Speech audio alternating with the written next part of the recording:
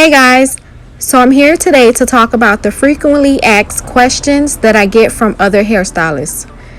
So number one, how to blend the lace wig with the client's skin. So basically I take the makeup that I think goes with their skin and I test it on their actual skin. And if it's a perfect match, that's the color that I use for the inside of the lace and the outside.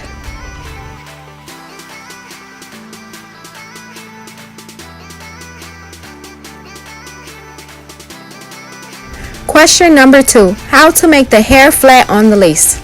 So basically I use a wax stick, which is what I'm using right now. And then I go over it with the hot comb and press the hair until it flattens completely.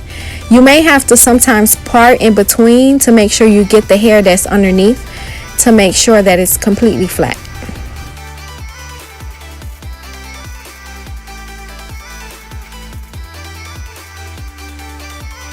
Question number three, how to get a flat foundation for sewing and bond-ins. So basically I make sure that the braids are medium sized or sometimes small depending on the client's hair. I do not like to use big braids because that will determine how long the hairstyle will last. Remember, your foundation is key.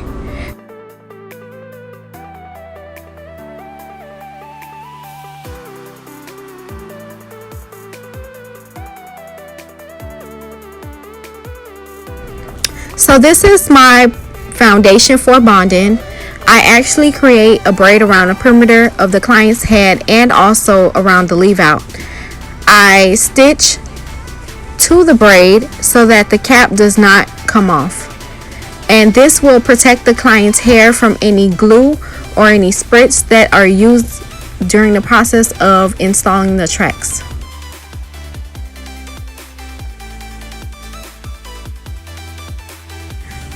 Question number four, how to build clientele. So basically, in order to build clientele, all you need is a social media platform. Once you have a social media platform, you need to make sure that you're constantly posting content about the services that you provide. Make sure that you're posting before and after pictures. And with that same profile, make sure that you create business cards. That way you're driving traffic to that social media account, so that way that the clients know that you're the expert in that area. The content that you're posting on the social media platforms, make sure that you're using hashtags. With hashtags, clients can definitely find you and they can see your work. So if you was living in Miami, for example, I would use Miami hairstylist, Miami beauty salon, Miami braider, Miami makeup artist. Those hashtags will definitely find you some clients. So use your cities, your states, any landmarks nearby, and any important businesses nearby that gets a lot of traffic. Hashtags are like a Google search. Clients are using them every day now to find services that they're looking for. So make sure you're using them because you want to be the one that's coming up when they're researching those hashtags. Last but not least, so when you already have that client in your chair, be sure to schedule their next appointment. Inform them about their appointment. Let them know the maintenance on the hairstyle that they have, and let them know the next time they need to come in to see you. So that way your books stay filled and you will always have a returning client. Question number five, how to style and cut the client's hair. So basically, this will be determined on the desired look that the client is going for. So ask the client to show you a picture so that way you know exactly what your canvas will be. This particular client wanted one side shorter and one side longer. So we're shaving down the short side and we're going to leave the other side longer. So basically when it comes down to cutting, you want to choose what tool is important to use for the desired look. So for this look, I chose the razor comb just so that the ends of the hair is not a perfect line, which it would have gave me if I used shears.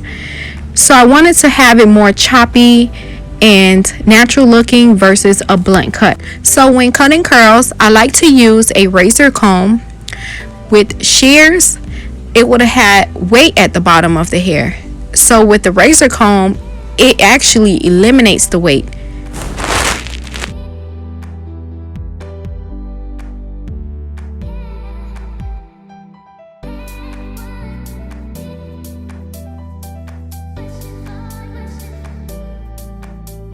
So with curly hair, I like to use something light so that the product doesn't weigh down the hair.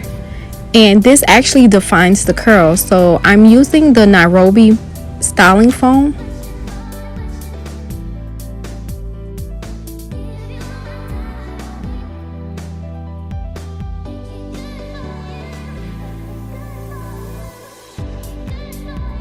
So with the bob, you always start in the front.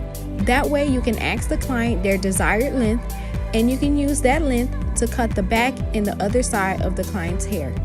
So make sure you're using a previously cut section to cut the section in front of it. That way you're using the guide and your cut will not go wrong.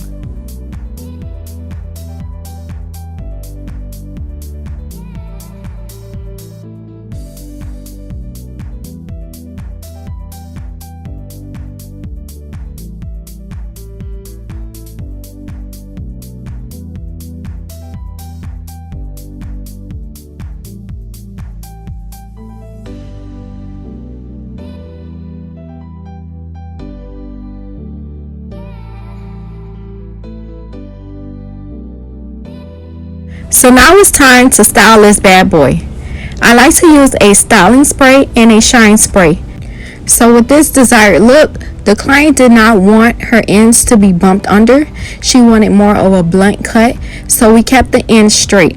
So do not turn your flat iron when you're working on the ends of the hair. You do a little bevel, but not as much. Just to keep it kind of straight with a little bump. Just a little.